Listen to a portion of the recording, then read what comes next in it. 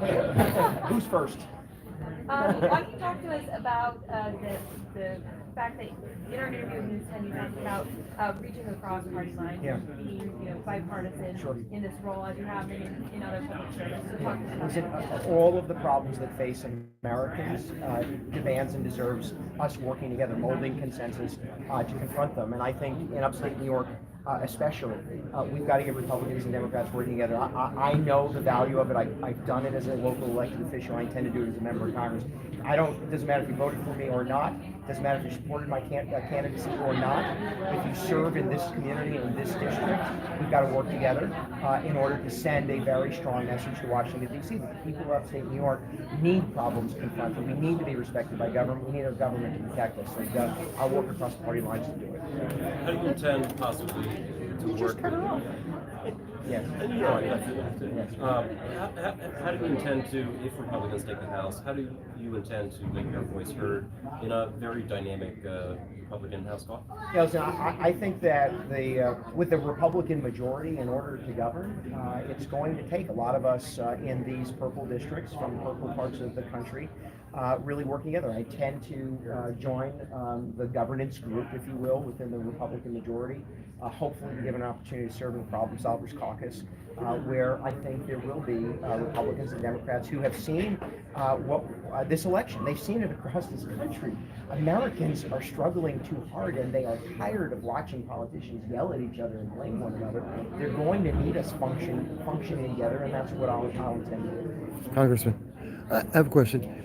Now that you are in, and there seems to be a mandate across the nation focusing on both the economy and also crime, do you have any initial thoughts on which areas you may target first as a member in Congress, or is that something you're still looking to? Well, listen, I've said this all along. I think what Americans expect of us is to confront the reckless spending out of Washington, D.C., and really start to demand the administration take responsibility for federal spending, drive down costs in order to make it a little bit easier on families. We need to talk about growing American energy independence. We certainly need to grow economic opportunity here in this country, and I think we start there.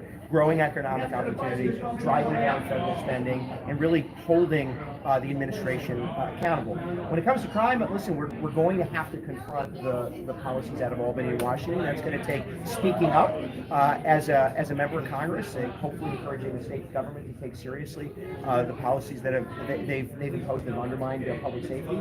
And we'll begin there. And I'll work with anyone who's honest and earnest about solving those problems. You commented to us on the special election a couple of weeks ago. Did anything change after that election? I know you saw it as just kind of an off race happening in August. Anything changed in your campaign strategy since then? Why do you think you were able to pull this about? Yeah, I don't. I'm trying not to be a pundit. Listen, in August I got less votes than the other guy, and that's all there really is to it. But what I will say is, special elections are unique. They very much are. In the middle of August, it really depends truly on who shows up. Today is a referendum on the party in power. Midterm elections are all about providing a check to the party in power, and so the voters across this country have made it very, very clear that they want balance in Washington, they want common sense in Washington, and they want somebody challenging the administration and those who do take too much power and abuse it, holding them accountable, and that's something that we're going to do. What's the first thing you're looking forward to doing? I have not gotten past this very moment. Listen, I've talked about this from my perspective. I want to bring a message of standing up and fighting for the most vulnerable in our community first. That includes those who struggle with mental illness, those who deal with drug addiction, and those living with developmental, intellectual, and physical disabilities. These are individuals who have struggled hard, often overlooked, and for the last 2.5 years have been treated as second-class citizens. That can't continue. I'll bring that to Washington. But we've got real work.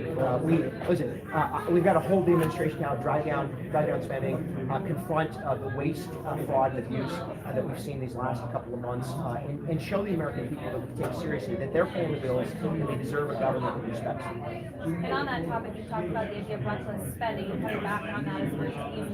Can you talk a little bit about the strategies that you have in mind? Well, listen, I'm going to be one of a Republican majority in the House. I think we start by clawing back the 87,000 IRS agents. No problem has ever been solved by hiring more tax collectors. But overall, I think we've got to get under the hood and really talk seriously about the trillions upon trillions of dollars that this government has forced into the economy without any return, without at least a measurable return other than skyrocketing inflation. So we do have to, I believe, simply recalibrate, spend less, and drive down cost for Americans. You said this was a purple district, knowing that some issues like abortion may arise in Congress. How do you kind of hold your own against perhaps members of your own party who may want you to vote on legislation like that? Well, listen, we all represent some 750,000 people. So I come to Congress with the voice of this district. And so where I start is listening to and learning from the voters, the residents, the citizens of the 19th Congressional District, and then speaking up. I've done this long enough, as every day of my adult life has been trying to get government to pay attention to people who often get ignored. And so regardless of the debate, I intend to stand up and speak out for the people of this district. Very sensitive to the fact that one, this is a small margin of victory, but it is a victory. This is a district that is pretty well balanced, Republican to Democrat. It's also a part of the state that I've joked is where upstate meets downstate. There's a lot of views in this district that need to be represented, and I'm going to work hard to do that in Washington. Did you discuss that issue with the leader at all when you met with him last week? Well, it's kind of funny. I've had this is very awkward for me, just so you know. I've had several conversations with Leader McCarthy and the leadership team in the conference. I have made perfectly clear they have welcomed. I want to govern. I am not going to Washington, D.C. to blame people for why things have gone wrong. I am not going to Washington, D.C. to waste time attacking others or belittling people with whom I might disagree. They welcomed that, they accept that, and they have encouraged that. And I'm going to take them up on the challenge, and I'm going to seek to push our party to meet the needs of the people of America. But you have discussed that issue in particular with abortion? the leader. Yes. Oh, I'm sorry. Yes, they don't have position quite well. Congressman, one other question. The current Congresswoman Claudia Tenney, who's just won her election as well, she was formerly of the New York 22 before redistricting. She knows this region well. Have you had an opportunity to speak with her, or do you plan to speak with her to go forward in this new office? Congresswoman Tenney and I served in the state assembly together. We've spoken many times over the course of the election. I've talked, by the way, to Republican and Democrat members of Congress who have served, both currently serving throughout upstate New York and have served in the past. I intend to take anyone's good advice. My granddad always had a saying, let no good advice go unstolen. So my goal is to listen and to learn from those who have and continue to serve regardless of party, and take what good advice and hopefully build on it. Maybe one more? Good? Anybody? Thanks, everybody. Thank you. Thanks. Thank you. You bet. Thanks, everybody. Juan, that was heroic. Thanks, guys. Thank you very much. Appreciate it. Thanks. Yeah, I know. Right there. I'm good right here. Oh, thanks.